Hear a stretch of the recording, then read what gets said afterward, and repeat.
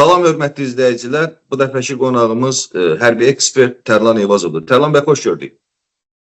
Hoş gördük Səxavət bəy. Sizi və hörmətli izləyicilərinizi salamlayıram. Buyurun. Təşəkkür edirəm Tərlan bəy. Tərlan bəy, son dönəmlər xüsusilə, yəni təbii ki, Azərbaycan kimi ölkələr də öz arsenalını genişləndirirlər, yeni silahlar, yeni texnologiyalar alırlar. Amma biz bunu böyük dövlətlərin daha böyük layihələr həyata keçirdiyinin şahidi oluruq. Misal üçün, Rusiya yeni strateji raketini sınaqdan keçirdi, nüvə reaktoru ilə işləyən. Amerikanın ümumiyyətlə son dönəmlər ən azından 3 böyük bir layihəsinin başladığı ilə bağlı Trumpın özünün bir bəyanatı oldu. Çinin 6-cı nəsil qırıcıların artıq təlimlərə başlaması ilə bağlı, ən azından onların sınaq uçuşlarını keçirməsi ilə bağlı məsələlər var ortalıqda. Türkiyənin F nəslindən yox, artıq Avropadan yeni qırıcıların alması ilə bağlı və özünün də yeni hava hücumundan müdafiə sistemi, yeni raketlərin istehsalı ilə bağlı addımları var. Qərb ölkələrinin, Avropa ölkələrinin. Yəni düzdür, sahədə biz Rusiya-Ukrayna əslində çox geniş bir ərazidir. Yaxın şərqdə baş verənlər, bu da çox geniş bir ərazidir və müəyyən mənada Pakistan, Əfqanistan, Çinlə müəyyən mənada hansısa bir gərginliklər var. Yəni biz bütün coğrafiyalara baxanda Afrikada müharibə ocağı var, artıq Amerika qitəsində də müəyyən mənada Venezuela ilə Amerika arasında, Avropada, Şərqi Avropada var, Yaxın Şərqdə var. Bu bir növdə sanki bu silahlanma da bir soyuq müharibə dövrü. Sanki xatırları. Siz necə düşünürsünüz? Bu qədər silahlanma və bu qədər münaqişə ocaqlarının aktiv olması dünyanı böyük bir müharibəyə apara bilərmi? Bəzi mütəxəssislər hətta deyirlər ki, artıq 3-cü dünya müharibəsi başlayıb. Sizin fikirlərinizi almaq istəyirəm. Bu mütəxəssislərin fikri özündə qalsın, amma dünya müharibəsi təbii ki, hansı məziyyətlərlə ölçülür, bunu hamı bilir. Ona görə mən düşünmürəm ki, bu dünya müharibəsidir. Dünya müharibəsinin olması üçün ən azından dünyanın ən böyük ölkələri bir-biri ilə qarşı-qarşıya gəlməlidir. Döyüş meydanlarında bu hələ ki baş verməyib şükürlər olsun. Ancaq ara-sıra lokal müharibələr var və bunlardan da ən qızğını artıq 4-cü ilə keçən Rusiya və Ukrayna müharibəsidir. Yəni Rusiyanın Ukraynaya müdaxiləsindən başlanan və Ukraynanın ərazisində gedən müharibədir. Ona qədər təbii ki, çox qısa müddətdə də olsa, Azərbaycan 44 günlük müharibə çərçivəsində öz torpaqlarını azad elədi. Amma bu demək deyil ki, bu elə-belə başa gəldi. Yəni çox ciddi şəkildə hazırlıqdan sonra çox ciddi şəkildə əməliyyatlar hazırlandı və ən müasir silahlardan istifadə olunaraq bu əməliyyatlar həyata keçirildi. 22-ci ildə isə bildiyiniz kimi Rusiya fevral ayında həmin o özünün deməli, xüsusi əməliyyat hazırlandığı dediyi, amma əslində isə böyük bir müharibə, iki ölkənin bütün resurslarının cəlb olunduğu bir müharibəyə başladı. Ondan sonra qeyd etdiyiniz kimi o digər kiçik həcmli hardasa müharibələr, Taylandda, sonra Pakistan və Hindistan arasında olan 5 günlük qarşı durumu, amma bunlardan da sonra ikinci yerdə gedə biləcək, yəni uzunluğuna, çərçivəsinə və baş verən itkilərinə görə bu Qəzzada baş verən hadisələr idi ki, məlum o 7 oktyabrdan sonra ta bu yaxınlara qədər gedən çox qızğın bir müharibədir. Təbii ki, burada iki böyük ölkə deyil, bir ölkə digər bir quruma qarşı, müxalif bir silahlı quruma qarşı müharibə apardı, amma deyərdim ki, heç də itkilərinə görə o birisilərdən də geridə qalmadı. Və bütün bunların fövqündə təbii ki, silahlara çox böyük ehtiyac yarandığı bir dövrdə göründüyü kimi bir çox artıq bağlanmış olan silah fabrikaları, zavodlar işə düşdü və bu yöndə də olduqca çox böyük maliyyə fırtınaları, maliyyə dövrəsi baş verməkdədir və bu da yüksələn xəttdən gedir. İndi bunu tamamen başqa yöndən biz yollamağa çalışsaq ki, yəni gözləməyə çalışsaq ki, artıq ötən əsrin sonlarında insanlar düşünürdü ki, insanlar 21-ci əsrə gedir, bu sülh əsri olacaq, insanlar müasir texnologiyanın, elmin, mədəniyyətin verdiyi o irəliləyişdən istifadə edəcək, artıq tamamen sülhə nail ola biləcəklər. Çünki əql inkişaf edir, münasibətlər inkişaf edir, amma gördüyünüz kimi baş vermədi. Yəni bir tərəfdə SSR dağıldı, sosializm bloku dağıldı, o birisi tərəf isə səslənməli Avropa Birliyi yarandı və bildiyiniz kimi bütün dünya müharibələrinin də ilk başlandığı mənbə Avropa olduğuna görə düşünülürdü ki, Avropa Birliyindən sonra artıq burada böyük müharibələr üçün hər hansı bir şərait olmayacaq, mənbə olmayacaq, bəhanə olmayacaq. Amma bunun əksi baş verir və bunun nədən baş verdiyini təbii ki, bundan sonra alimlər araşdırmalıdır. Ancaq əsas baş verən odur ki, bugün Ukrayna və Rusiya cəbhəsində olduqca böyük, geniş, qanlı, maştablı, hər tərəfli havada və quruda müharibələr gedir. Suda hələlik ki, elə bir siz deyən geniş, maştablı deyil. Çünki artıq sudan hamı çəkilib kənara. Amma ara sıra təbii ki, istər Qara dənizdən, istərsə Xəzər dənizdən Rusiya gəmilərindən atəşlər açılır. Amma əsasən müharibə havada və quruda gedir. Və bu müharibənin özünün də bu maştabda getməsi təbii ki, bu yöndə göründüyü kimi qərb ölkələri ilə Amerikanın özünün də gözləmədiyi halda onların bütün anbarlarını boşaltmağın səbəb oldu. Yəni, onlar doğrudan da gözləmirdilər ki, İkinci Dünya müharibəsindən sonra belə bir geniş maştabda müharibə ola bilər və ona da hazırlıq görürsün. Amma indi bu Rusiyanın özündə də bu hazırlıq gedir. Yəni, bugünkü baş verən müharibəni təmin etməkdən, əsasən də sursatla təmin etməkdən ötəri, eləcə də Avropada, eləcə də Ukraynanın özündə bu hazırlıqlar, deməli, bu istehsal, hərbi istehsal gedir. Eləcə də hər bir işdə, bütün müharibələrdə olduğu kimi yaranışından bugünə, harada orada baş olan Amerikada da bu işlər gedir. Yəni, Amerika bildiyi kimi həm birinci, həm də ikinci müharibədə hamıdan gec qoşulsa da, hamıdan çox böyük dividend görür. Yəni, bu işgüzar bir ölkədir. Təbii ki, onun üçün bugün dost olan sabah düşman ola bilər. Orada əsas maraqlardır, iqtisadi maraqlardır. O iqtisadi maraqlardan da çıxış eləyərək bugün Trump bunun bariz nümunəsidir. Bugün, məsəl üçün, sevdiyi suala cavab olaraq onu bildirmək istərdim ki, hal-hazırda hamının nəzər diqqəti cəlb olunmuşdur ki, Macaristanda Trump'ın vasitəsiliyi ilə Rusiya və Ukrayna arasında hansı bir atəşkəsə nail olunacaq, razılaşma olacaq. Amma sonunda təbii ki, Rusiya prezidenti Vladimir Putin oraya getməkdən imtina elədi və Trump'ın bildirdiyinə görə, onun bəyanatına görə, yəni Putin hələ bu danışığa hazır deyil. Bunun xırdalıqları təbii ki, mətbuatda var. Yenə də öz pozisiyasındadır Ukrayna, yenə də öz pozisiyasındadır Rusiya.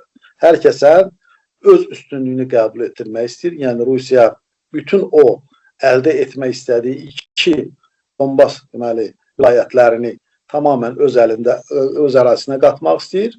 Amma Ukrayna tərəfinin isə minimum tələbi ondan ibarətdir ki, yəni hələ ki, görünən və bilinən cəbhə xətti üzrə atəşkəs elan edilsin və qarşı tərəfdə olan qüvvələr bir-birindən müəyyən məsafədə geriyə çəkilsin, hansısa bir zolaq yaradılsın və o zolağı da Ukrayna tərəfi təbii ki, Rusiya tərəfinin geriyə çəkilməsini, yəni 14-cü ildə olan, Poroşenkonun vaxtında olan, daha doğrusu 16-cı ildə olan həmin o cəbhə xəttinə çəkilməsini istəyir. Ancaq görünən budur ki, Rusiya tərəfi də razılaşmır və Trump hələ bu görüşün baş tutmayacağını bildirir. Ancaq bu yöndə də yenə də danışıqlar gedir və çünki sonuncu Misirdə olan baş tutan, 20 ölkənin iştirakı ilə baş tutan o həmin məlum görüşdən sonra, yəni Netanyahunun deyərdim ki, İsrailin başında duran hakimiyyətin apardığı siyasətin tamamən puç olduğundan sonra mən bunu belə görürəm. Biz bunu belə görürük, belə də baş verdik. Və təbii ki, artıq bütün diqqət də yönəlib bu birisi cəbhəyə ki, burada da vəziyyəti stabilləşdirmək mümkün olsun.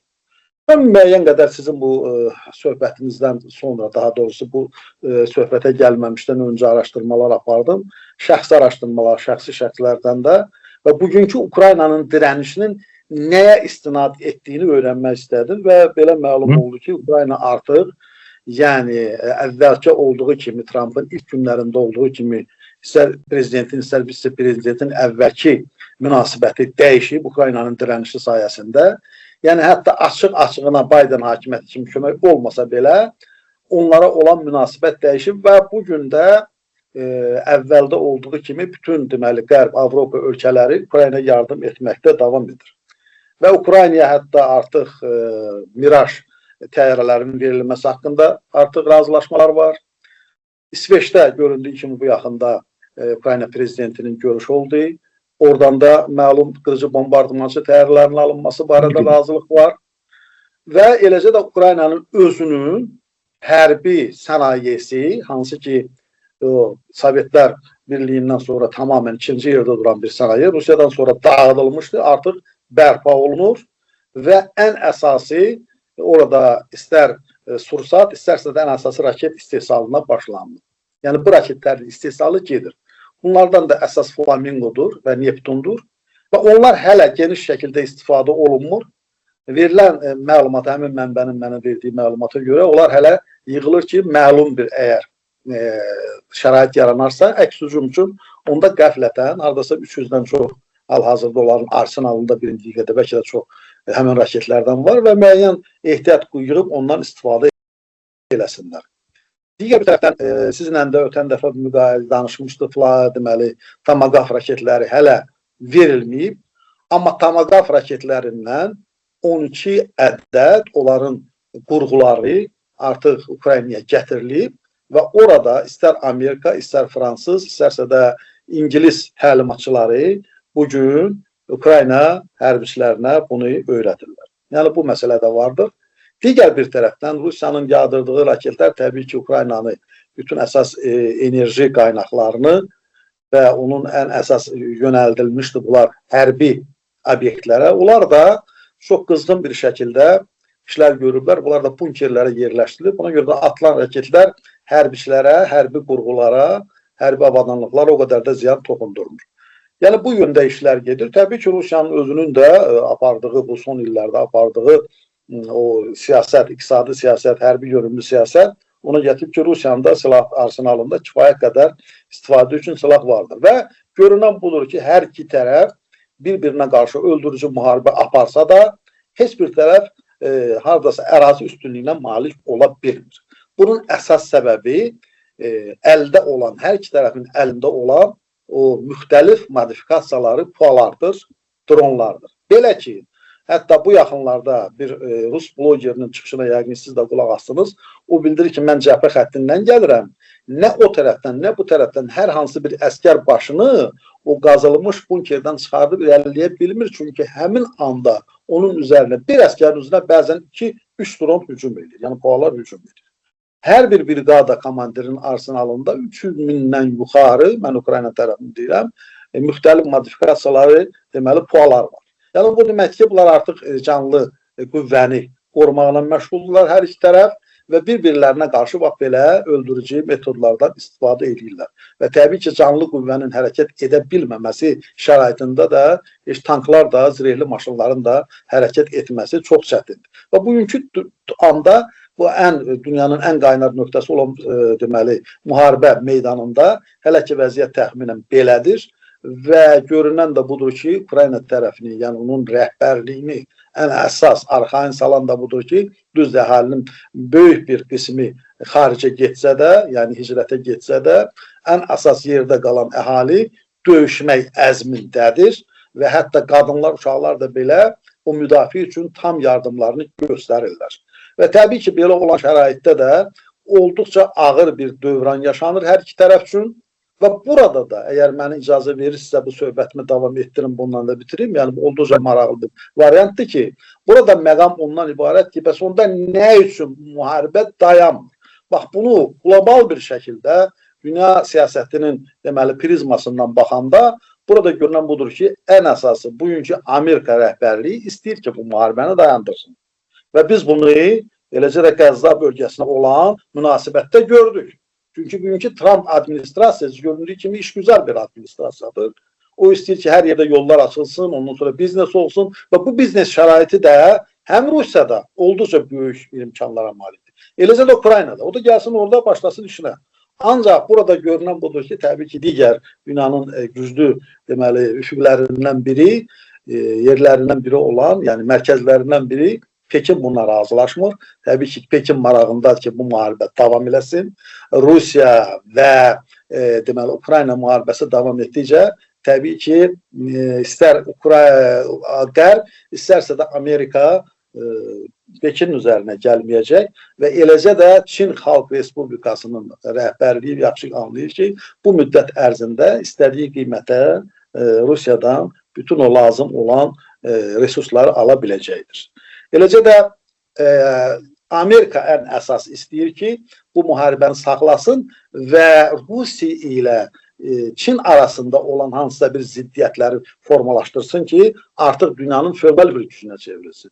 Çünki bugün Çin Xalq Respublikası Komünist Partiyasının plenumunun qərarlarında, onun digər sənədlərində və elə bu yaxınlarda onun qələbə marşlı, yəni olduqca möhtəşəm keçirilən bir tədbirində ondan qəbul olunan sənədlərdə bilinir ki, Çin Xalq Respublikasının rəhbərliyi 2045-ci ilə qədər dünyanın bir nömrəli ölkəsi olması qarşısına məqsəd qoyur. Yəni, vaxtı ilə bu Sovetlər Birliyində belə bir iş var idi. Çünki Sovetlər Rusiya olduqca deməli, digər ölkələrin nisbətən geridə qalsa da Sovetlər Birliyi qısa bir zamanda gəlib dünyada Amerikadan sonra iqtisadi göstəricilərdən ikinci yerə tuta bilmişdir.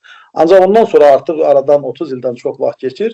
Bu yeri Çin Xalq Respublikası tutmaqda israrlıdır və onun da apardığı siyasət olduqca belə ehtiyatlı, hiləgər, olduqca sülhpərvər, iqtisadi deməli şaklara söykənən bu siyasət və heç bir müharibədə yaxından iştirak etməmək, lazım olan yerdə müharibələrə saxlamaq, lazım olan yerdə özündən uzaqlaşdırıb qızışdırmaq və bu yöndə də təbii ki, öz resurslarını, öz yerini bərkitmək.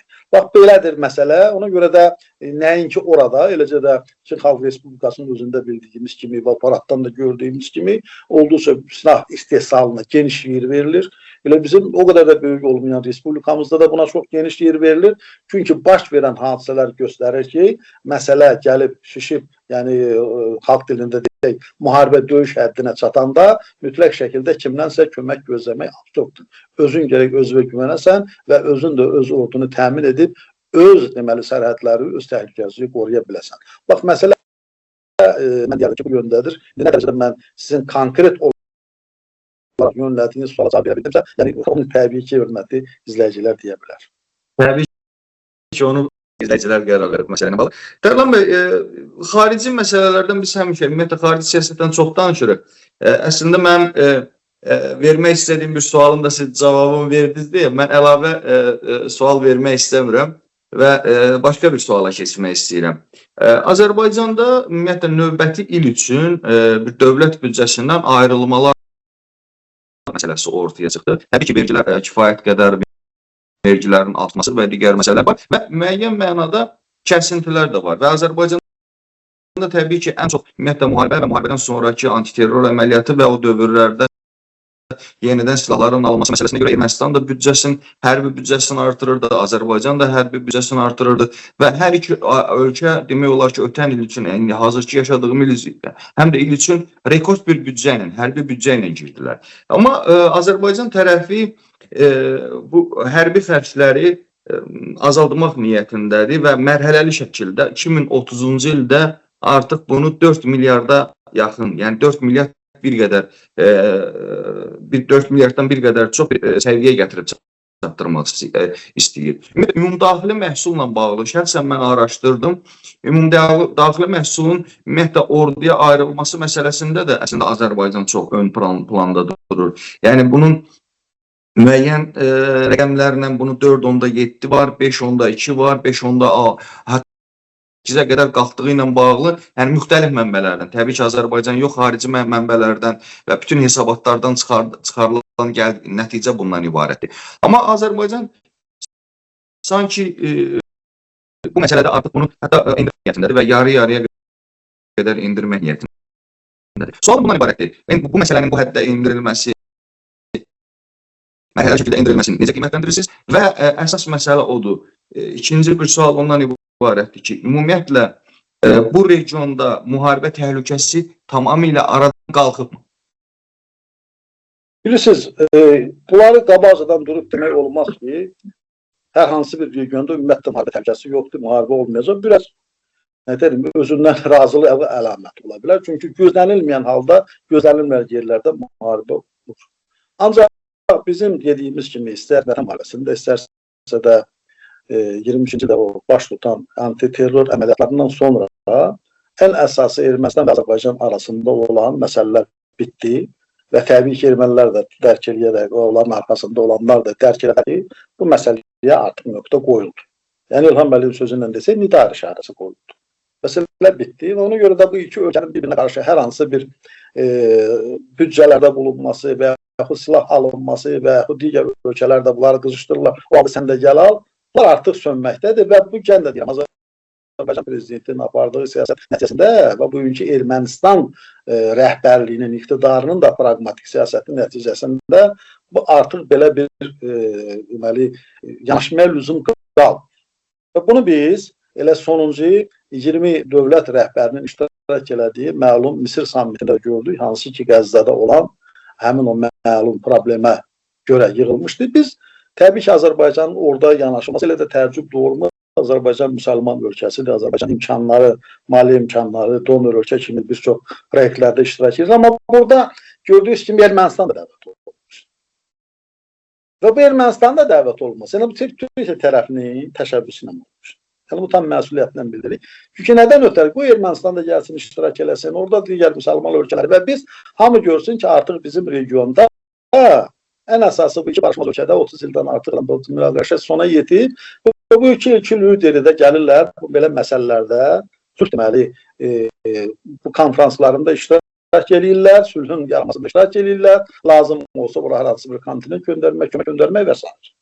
Belə bir işte bunlar və burada mütləq şəkildə mən bunu sizin bir yer həmkarınıza demişəm, amma istərdim ki, sizdən səslənim ki, mütləq şəkildə Erdoğanın oradakı fəaliyyətini çox yüksək dəyərləndirmək lazımdır. Təbii ki, İlham Əliyevin də fəaliyyəti çox yüksək dəyərləndirmək lazımdır. Erdoğanın fəaliyyəti nəinki bizim region üçün, həm də Avropa dövlətləri, rəhbərləri üçün bir örnək oldu, bir xilas oldu. Yəni orada bildiyiniz kimi, orada Netanyahu bildirir ki, əgər burada iki tərəf varsa, ən əsas problem mənim ərazimdə baş verirsə, mənim ucbatımdan baş verirsə, orada mən də iştirak etməliyəm və Sisi, yəni Misir prezidentinə təbii ki, Amerika prezidenti müraciət etdikdən sonra o onu dəvət etməlidir. Amma burada bir məsələ oldu və burada da bildiyiniz kimi, həmişə olduğu kimi Sayın Erdoğan olduqca belə qəfil bir hərəkət etdi ki, yəni onun təyyarəsi artıq aeroporta enən momentində bu məlumat ona çatdırırlar. Sonra dedi ki, mən bu sammitdə iştirak etməyəcəm. Əgər orada insan, uşaq, qadın qatil olan Netanyahu iştirak edirsə, mən iştirak etməyəcəm. Və təbii ki, onun orada iştirak etməməsini nə İngiltərə istəyirdi, nə də Fransa istəyirdi. Niyə görə? Məsələ ondan deyil ki, onlara simpatiya, onun xalqıdır. Yəni Avropa xalqları bu məsələdə yekdil olaraq milyonlarla insan küçələrə axışıb İsrailin durdurulmasını, Netanyahunun məhkəməyə verilməsini tələb edirdi. Və həmin demokratik ölkələr hansı ki, sessizlik üzrə qayıdarkən necə baxa bilərdi? Və o səbəbdən də məxsusi olaraq o da o istər Erdoğana qarşı, istər də İlham Əliyevə qarşı biz Fransa prezidentinin olduqca belə sıcaq münasibətini gördük. Hətta Erdoğan oturan yerdə gəlib ondan görüşərək onun üzündən döktü ki, yəni siz mənim simamı xilas elədiniz. Yəni bu məsələnin bir tərəfi qalırsan ki, bax bu hətta bu məsələlərin bu cürdə baş verməsi bizi ümidləndirir ki, məsəl üçün daima Ermənistanın arxasında duran, onu şirinlikləndirən, tutalım biri Rusiya idisə, biri də Fransa idi. Deputat korpusuydu, parlament idi. Amma bunlar da yavaş-yavaş məsələni olduğu kimi görürlər və ondan çəkinməyə üst tuturlar. Çünki bu siyasətdir. Bugün belədir, sabah belədir. Amma qaldı Azərbaycanın bugün təbii ki, bütün məsələlərdən çıxış eləyərək, hələ bunu İlham Əliyevin əvvəlində səhv etmirəmsə, bir bəyanatında Ermənistana xitabən bildirdi ki, mən məcbur olmuşam bu illər daha 4 milyard bu hərbi büdcəni artırım, çünki siz silahlanırsınız. Amma görün sizin ucbatınızdan xaraba qalan Qarabağda bizə nə qədər ehtiyac var. Əgər bu olmasaydı, mən o 4 milyardı bura xərcləyərdim. Yəni sərbiyə daha az eləyərdim. Ancaq təbii ki, bu varsa, bu da alqışlanmalıdır və digər bir səbəbdən buna da çox ciddi səbəblər var. Bunu nə qədər biz gizləsək də, o aydın məsələdir ki, bugün Azərbaycan iqtisadiyyatının yüksəlişi heç də ürək açan səviyyədə deyil. Ermənistan da bizdən qat-qat çoxdur. Və bildirdiyiniz kimi mən 4 bilirdim, 5 bilirdim. Laf tutalım ortalama biz ümumdaxili məhsulun 5%-ni götürsək, bugün hələ bütün bu müharibələrdən artıq 4-cü ilə keçən müharibədən sonra Hələ Avropa gəlir 4-5% arası da keçib buna. Hələ indi keçib. Əvvəl onlarda 1,8% idi. Yəni Amerikada bir qədər çox idi. 3,5. Yəni bütün bunlardan sonra gəlirsə biz nədən bu səviyyəni saxlamalıyıq? Təbii ki, bu vaxta qədər onun səviyyəni saxlamağımızın bizim vacib idi. Əgər olmasaydı, güclü ordu olmasaydı, güclü silah olmasaydı, hazırlıq olmasaydı biz qalib də gələ bilməzdik. Bu da birinci faktor ordu faktorudur. Və bugün təbii ki, bu artıq belə razılaşmalar varsa və Qazaxıstanda deməli İlham Əliyev bəyan edir ki, artıq ən əsas strateji məhsul olan da humanist bir məhsul olan taxıl məhsulları Ermənistan, Azərbaycan üzərindən gedəcək. Bu da alqışlanmalıdır. Deməli bu davamlı şəkildə olacaq. Olacaq da oradan yəqin ki, bu Zəngəzurun açılması üçün daha yeni bir stimul verəcək, yeni bir impuls verəcək. Və təbii ki, artıq kommunikasiyaların açılmasına heç kəs narazılıq eləyə bilməyəcək. Nə Azərbaycanda, nə də Ermənistanda. Çünki Azərbaycanın artıq Ermənistan alacağı, istəyəcəyi bir şey yoxdur. Yəni biz torpağımızın, ərazi bütövlüyümüzü təmin etmişik. Və bu yöndə təbii ki, belə bir yöndə bunların olması çox yaxşıdır, çox vacibdir. Digər bir tərəfdən hörmətli bizim həmkarlarımız, təbii ki, biz daima istəyirik ki, müəyyən problemlər varsa onları deməyək. Yəni, deməli, ordumuzda problemlər var. O ciddi problemlər hansı bu günləri üzə çıxır. Biz o birislərdən danışmırıq. Harada ki, bir tutal idarə rəisi əgər 143 milyon pulun oğurlanmasında bugün təqsirkardırsa və onun deməli, haqqında cinayət işi qaldırılıbsa, eləcə də digərləri, deməli, burada da çox ciddi şəkildə belə şeylərə fikir verilməlidir ki, əgər deməli, əvvəlkilərə nisbətən orduya ayrılan büdcə azalırsa, deməli, bunu olduqca səmərəli şəkildə istifadə eləmək lazımdır. Bu ayrılmayıb ki, sən hansı bir tikinti eləyəsən, orada hər hansı bir oradan nəyisə götürəsən və yaxud nəyisə oğurlayasan, kiməsə nəyisə verəsən, oradan özü üçün mənfəət güdəsən. Yəni bundan xalqın ayrılığı, xalqın boğazından ayrılmaqdan olduqca səmərəli şəkildə istifadə olunmalıdır. Sizə ştat açılmağı ondan ötəri deyil ki, siz tutalım hərəniz orada bugün əgərlər Müdafiə Nazirinin yanına əgər saat iş vaxtı qutaranda keçdən görərsən ki, bura bilmirsən qadınlar işlədiyi bir fabrikadır, yaxsa doğrudan da bura ciddi bir nazirlikdir. Yəni mən bunu qəbiyyən vaxtı xidmət etdiyim üçün, ondan əvvəl xidmət etdiyim üçün mən belə şeylər o vaxt görməmişəm. Və bugün görürsən ki, bütün hərdə ciddi deməli ştatların işlədilməsi var. Buna da ehtiyac yoxdur. Bu ştatlar təbii ki, olduqca uyğun olmalıdır. Yəni yeri gəlsə müəyyən hərbi hissələr ixtisar olunmalıdır. Yeri gələndə deməli hər hansı bir yeni hərbi hissələrin tikilməsi üçün yəqin ki, bundan sonra vəsait ayrılmamalıdır. Yəni bizə artıq bundan sonra olduqca şişirdilmiş ştat gərək deyil. Bizə mobil, daha uyğun, daha hazırlı hərbi hissələr lazımdır. Onu da biz inşallah eləyəcəyik. Çünki artıq bizim ən əsas deməli çəkinəcəyimiz, ondan sonra təhlükə törənəcək bir ölkə varsa Ermənistandır. Amma mən heç də demək istəmirəm ki, güya ki biz Ermənistanla bugün artıq barışdıq, hər şey bitdi. Təbii ki, onlara da qətiyyən etibar etmək olmaz. Sərhədlərimiz çox ciddi şəkildə qorunur. Mən deyərdim ki, SNG-də ən ciddi qorunan sərhədlərdən biridir. Bəlkə də Rusiyadan sonra bizik, bəzi müəyyən məsələlərdə hətta ondan da üstünük. Bu ciddi şəkildə qorunmalıdır, qorunacaq da. Eləcə də sərhədlərimizdə sərhəd xidmətinin, sərhəd qoşunlarının arxasında da bizim hərbi hissələrimiz olmalıdır. Hər tərəfdən də biz deməli təhlükədən qorunmalıyıq.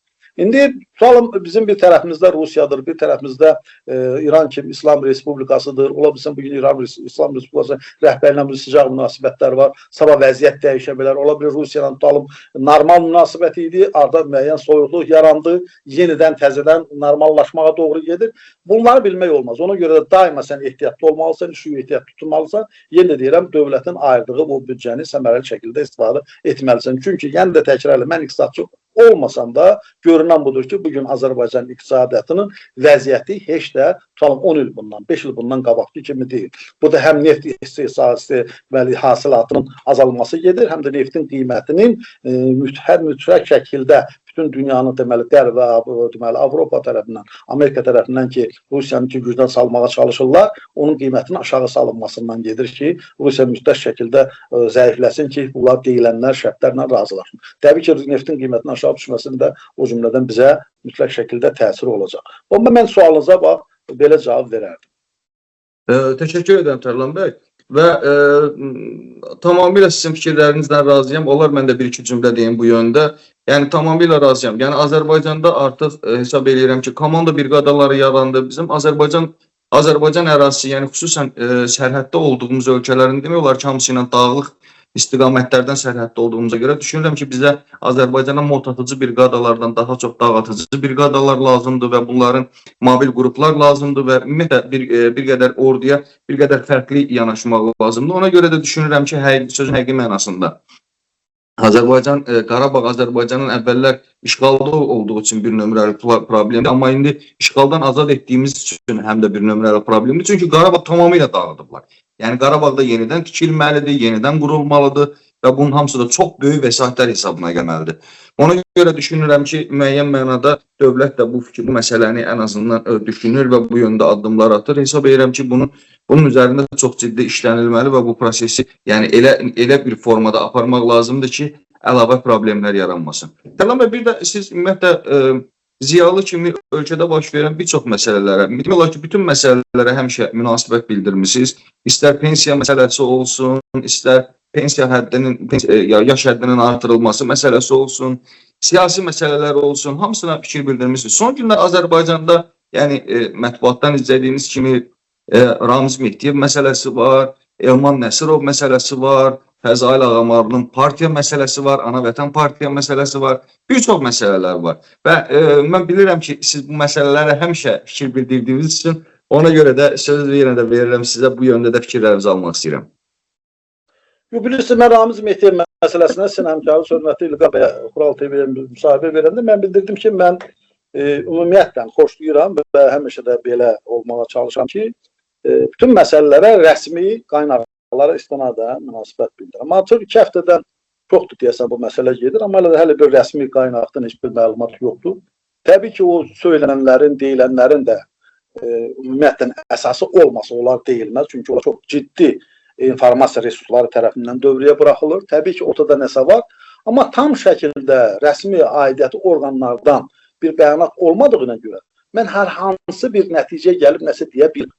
Ancaq mən bildiyiniz kimi, indi siz gənc də olsanız, mən ilk dövlət çevrilişi olarkən, yəni ona cəhd olarkən 1993-cü ildə onda hərbi komandirinin müavini idi. Məlum o Gəncə qiyamı məsələsi ilə bağlı.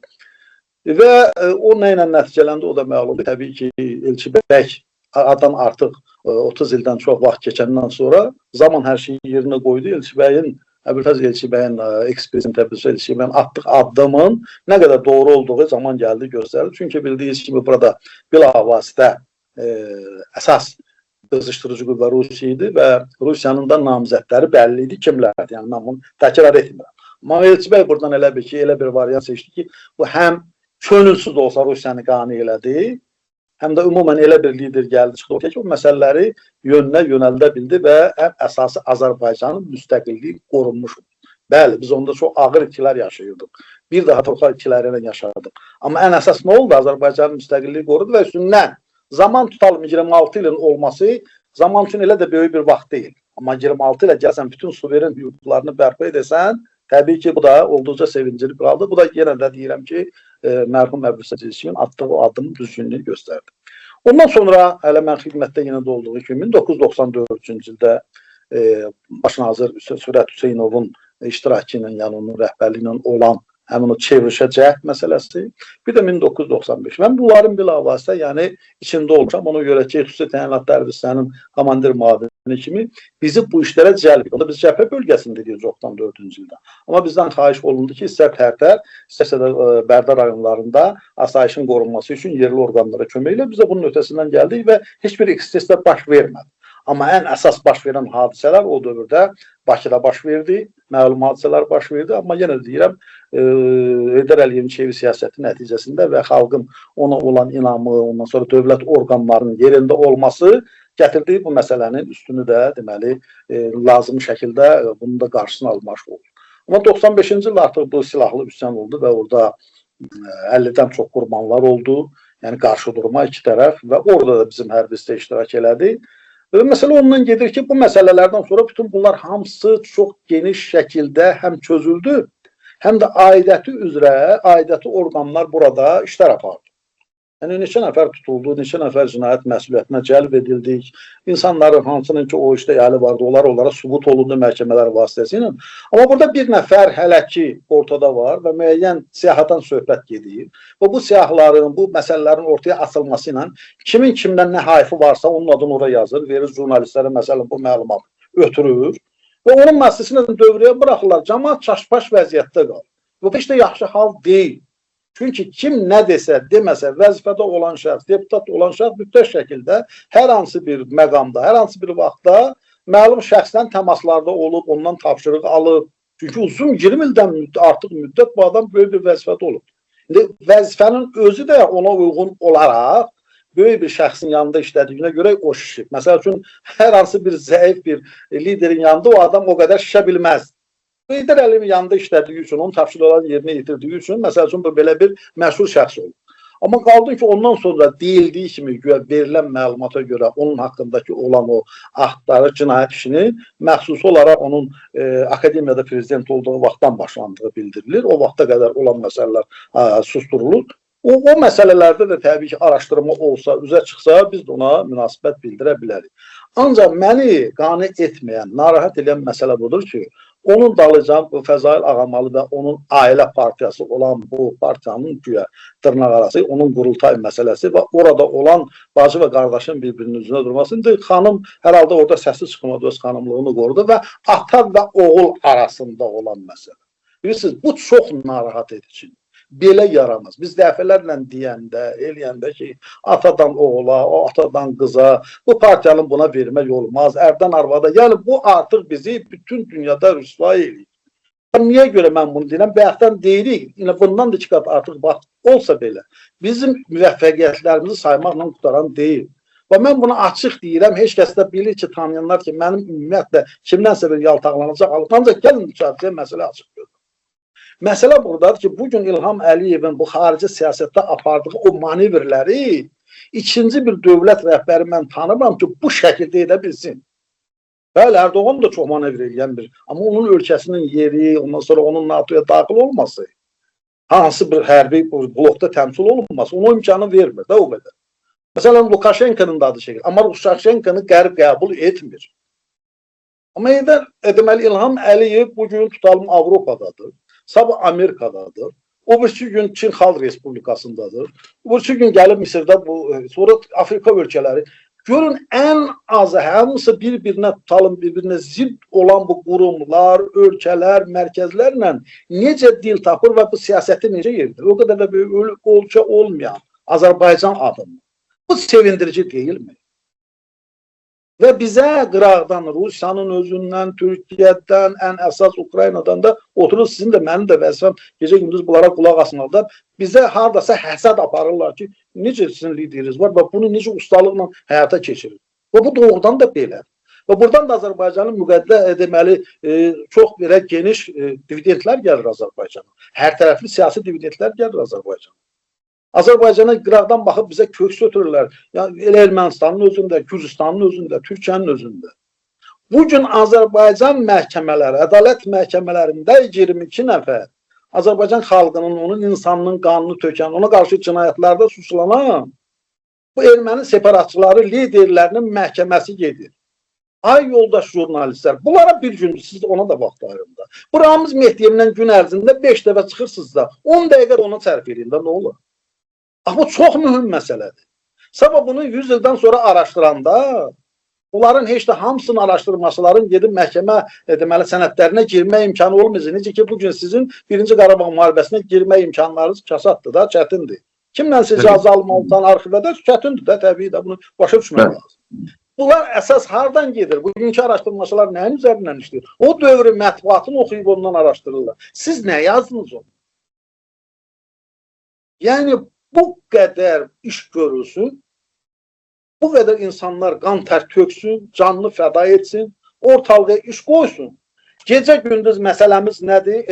Elman Nəsirovun qızı ona belə dedi, Ramiz Məhdiyevin yeznəsi buradan gəldi, nə bilim, bu partiya bu belə ayıbdır. Baxın da, axı bunları düşmən də, bizi o qədər istəməyənlər var, görürlər, çap eləyirlər. Bu mağazin söhbətlərinin dalıcı, mən başa düşürəm, ola bilsin hardansa göstəriş gəlir. Amma sizin özünüzün də qəlbinizdə bu var. Unutalım, bizim bu verilişə, bu məlum olanda ona görə az adam baxacaq, amma həmin mövzu müzakirə olunsaydı çox adam baxacaq. O baxmasın. Bəs sizin o vətəndaşlıq borcunuz harada qalır? Valla mən buna görə deyirəm. Yəni istəyirsiniz oturaq danışaq. Azdan çoxdan indi hamısını tanıyıram da. Elman Nəsirovun da şəxsən bir dəfə də 12-ci ildə bilirsən də Brüsseldə səfərdə bir yerdə olmuş. Professor adamdır, savadlıdır, mən bir şey demirəm. Ola bilsin onun danışdıqları kiminsə xoşuna gəlməsin. Amma bugün o deputatdır axı. Bugün o iqtidarda olan partiyanın nümayəndəsidir axı. Bəs bu iqtidarda olan partiyasının mövqeyi haradadır? Yaxşı, obrisləri başa düşdük. Bunlar haradadır? Onlar niyə səsləri çıxmır?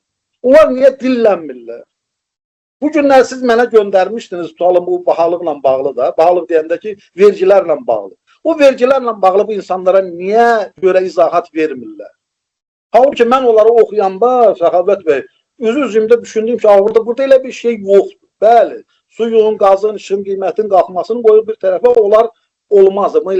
Amma bu günləri tutalım 5 il, 7 il bundan qabaq prezident deməli fərman verib ki, kimlərsə qeyri-neft sektorunda işləyirsə, onlar hələlik gəlir vergisindən azad olsunlar. Hələlik azad olsunlar. Mən 410 manat maaş alıramsa, onun 14%-dən gəlir vergisi verirəmsə, 2500 maaş alan şəxs gəlir vergisi verməməlidir. Bunu necə başa düşür? Mən xahiş edirəm, bunu bizim möhtərəm iqtisadçılarımız anlatsın. Mən də deyirəm, hamı bilir ki, mən bugünkü iqtidarı müdafiə etmirəm. Sadəcə mən anlamaq istəyirəm. Mən verirəm ki, o niyə verməməlidir dövlət büdcəsi? 3000 alan adam bugün maaş, həmin sektorda maaş alırsa, qorxduğundan mən belə başa düşürəm. Əvvəl bilmirdim. O gəlir vergisinin azad idi. Bugün onun təzədən gəlir vergisi. Bu qanuna ziddir axı. Müəyyən qədər prezident deməli sərəncamı ilə bu saxlanılıb, dondurulub. Yüzə qanuna uyğun şəkildə verməlidir. Verməməlidir. Vergi elə bir şeydir ki, dünyanın ən demokratik ölkələrində hansısa bir cinayətə keçirlər, vergini verməməyə görə keçmir. Vergini hamı verməli. Bəli, altdan götürüb yazacaqlar ki, bəs milyar doğuyanlar deyin, təbii ki, hamısı alınmalıdır. Bəli, orada qeyd edirsiniz, müəyyən adamları, tək deməli, Ramiz Mehdiyev deyil, o birisinin siyahılar çıxır orada. Mən anlaya bilmirəm, bu siyahılar bugün çıxıb, əvvəldən yox idi. Onların qarşısını niyə alınmır? Təbii ki, bunlar qeyri-qanundursa, dövlətə vergi vermirsə, qeyri-qanunu özəlləşdiribsə, hamısı alınıb dövlətə təhvil verilməlidir. Qanunun işidir. Mənim, sənin, obrisinin işi deyil. Bunu yazmaqla, biz almaqla deyil. Aidiyyatı orqanlara müraciət eləyin. Bu tapıb araşdırsınlar, baxsınlar. Qeyri-qanunu kim hansı işi görübsə, alıb versinlər dövlətin büdcəsində və dövlətin də büdcəsində bugün həmin pullara, həmin vəsaitlərə böyük ehtiyac var. Bax, həmişə mən gəlirəm sizin bu verilişin axırda siz məni haradasa belə bir ki, biraz yaxşı mənada provoka. Amma bu belədir. Bu başqa cür ola bilməz. Ay yoldaş ekspertlər. Sizin bunlardan başqa işiniz yoxdur. Bir belə dünyada proseslər gedir. Bir belə işlər görülür. Mən görmədim ki, tutalım, həmin o İlham Əliyevin də iştirak etdiyi, məlum o sammitdə, 24-dən iştirak etdiyi sammitdə götürsün kimsə bir gün onu bir qəşəng bizim politologların izah eləsin, xırdalasın. Mən axtardım, qıraqda tapdım. Amma özümüzdə tapmadım. Niyə? Çünki mağazin söhbətləri daha maraqlı. Sizin kollegalarınız, üzr istəyirəm, belə. Mən bunları görə bilmirəm. Bu həmin məsələ ki var, tutalım elə ondan qabaq Çin Xalq Respublikasında, sonra bu yaxınlarda sonuncu səfər olan səfər Qazaxıstanda hansı məsələlər müzakirə oldu və ondan sonra birdən-birə bizim üçün açıldı ki, hə, belə bir şeylər var. Və bu günləri nə olar ki, hamı açsın, görsün ki, bəs bizim bu əsasən də bu suverenlik məsələmizdə, bu sonuncu 23-cü ildə baş verən müharibədə də, deyək ki, o döyüşlər, bir günlük döyüşlərdə nətər oldu ki, Ermənistanın səsi çıxmadı? Axı, həmin vaxtlar 92-ci, 93-cü ildə bizim torpaqlar işğal olunanda, Şuşa, Laçın işğal olunanda, həm içərdən, həm çöldən Ermənistan tərəfindən atəş dəstəyi göstərilirdi. Deməli, Kəlbəzər özü 93-cü ildə aprelində işğal olunanda bu tək içərdən olmadı, axı, üç tərəfdən də qıraqdan gəldilər. Bu dəfə olmadı. Hansı işlər aparıldı? Nə olar, bunu da açağım, danışağım da, yazağım, deyəyin də, bunlardan da danışağım da. Nə qədər işlər görülür? Və Rusiyanın deməli bütün qulağından uzaq iki dövlət lideri arasında olan kontaktlar, məsələlər bişirilib, düşürülüb və gətirib ortalığa çıxardanda Rusiya fakt qarşısında qalıb. Ola bilsin mən çox şey bilmirəm. Məndən qat-qat yaşlı, qat-qat belə təcrübəli, savadlı politoloqlarımız. Biraz ayrılın da Ramiz Mehdiyev söhbətindən. Yaxınlaşın da, bunlardan da danışın da. Xalqımız bunları da eşitmək istəyir. Bildik, danışdıq, bildik ki, böyük cinayət edib, aidiyyatı orqanlarda əgər bu doğrudan da sübut olunacaqsa, hər kəs öz cəzasını verəcək. Bildik bunu. Gəlin bunlardan da biraz danışaq. Uğurlarımızdan da danışaq, çatışmayan cəhətlərimizdən danışaq, problemlərimizdən danışaq. Bax belə. Tərlan bəy, əslində mən sonda niyə görə bu məsələyə toxunmağınızı istədim? Çünki bir neçə gün öncə sizdən bir telefon danışığımız oldu. Təbii ki, ikimiz də gileylənirdik oradan buradan və dediniz ki, bu artıq 44 günlük müharibənin üzərindən 5 il keçib, amma əslində həm də antiterror əməliyyatının, yəni suverenliyin bərpası əməliyyatının üzərindən də 2 il keçib. Yəni biz çünki hamısı sentyabr ayında baş verib bunlar. Və indi əslində biz 5 il, yəni bu müharibənin getdiyi dönəmlərdir. 5 il bundan öncə müharibənin ən qızğın vaxtları idi, ən ağır vaxtları idi. Və onda da qeyd elədiniz ki, yəni elə bil bunun üzərinə sanki bir 500 il keçib. Yəni insanlar ümumiyyətlə müharibə ilə bağlı, qələbə ilə bağlı, digər məsələlərlə bağlı demək olar ki, maraqlanmırlar və yaxud da ki, mətbuatın özü də yəni açıq da biz məsələn həmişə bu sahəyə yönəlirik, bu sahədən yazırıq, pozuruq, bizim özümüzü mən qoyuram kənara. Amma həqiqətən də insanlar elə bir həddə gəlib çatıb ki, məsələn, hansısa bir əməliyyatla bağlı oturub bir material işləsək, bir material yazsaq, insanlar o qədər də diqqət ayırmırlar. Amma Ramiz aşağı, Ramiz yuxarı. Yəni biz şükür Allaha, mən onu qeyd eləmək istəyirəm ki, nə heç vaxt baş redaktor olmamışam və yaxud da ki, nə bilim, nəsə belə hansısa bir vəzifədə olmamışam ki, deyim Ramiz Mehdiyevlə mənim görüşməyim. Ümumiyyətlə ada heç bir tədbirdə belə üz-üzə gəlməmişəm. Onun olduğu tədbirlərdə belə üz-üzə gəlməmişəm. Yəni nəyi demək istəyirəm? Amma bu təbii ki, dövlətin işi olmalıdır, müəyyən mənada işlər görülməlidir. Amma bu bəzən bilirsiniz nəyə təəccüblənirəm. Yəni biri var, Ramiz Mehdiyevi müdafiə edən hansısa qrup olsun. Yəni ilk ictimaiyyət üzərindən, mətbuat üzərindən. Burada anlamaq mümkündür, bir savaş gedir. Biri də var, faktik olaraq, yəni müxalifət də bunun üzərinə gedir, iqtidar da bunun üzərinə gedir, hər kəs. Hətta qərbdəki oynanılır, yəni heç bir cavab yox. Hətta qərbdəki Azərbaycanlı jurnalistlər və blogerlər də, yəni heç bir şey yoxdur. Yəni bu əks bir şey yoxdur ki, davamlı. Təbii ki, mən razıyam, ümumiyyətlə Azərbaycanda təəssüf ki, ancaq vəzifədən çıxanların malın mülkünün siyahısı yayımlanır. Amma bunun zamanında hər yerdə yaymaq lazımdır. Güya hər kəs bilmirmi ki, ümumiyyətlə bir rayona gedəndə, bir kəndə gedəndə, harasa bir yerə gedəndə nəyisə araşdırmağa da ehtiyac yoxdur. Azərbaycan o qədər balacadır və Azərbaycanda hər kəs o qədər hər şeyi bilir ki, məsəl üçün istənilən bir villanı göstərəndə dərhal bunun kimi sahib olduğunu deyəcəklər sizə. Mütləq şəkildə işçilərindən tutmuş, kimin tikdiyinə qədər, daşı kimin qoyduğuna qədər deyəcəklər. Ona görə də düşünürəm ki, vəzifədən getməkdən sonra ki, ümumiyyətlə bu tip proseslər zətdə bunlar olmalıdır, qəbul edirəm. Amma digər məsələlər də var ki, onlara da yer ayrılmalıdır. Təşəkkür edirəm Tərlan bəy sizə, ümumiyyətlə həm dünyada baş verən proseslərə, həm də elə ölkə daxilində baş verən proseslərə münasibət bildirdiyiniz üçün izləyicilərə təşəkkür edirəm ki, vaxt ayırdılar, bizə baxdılar. Sağ olun, var olun.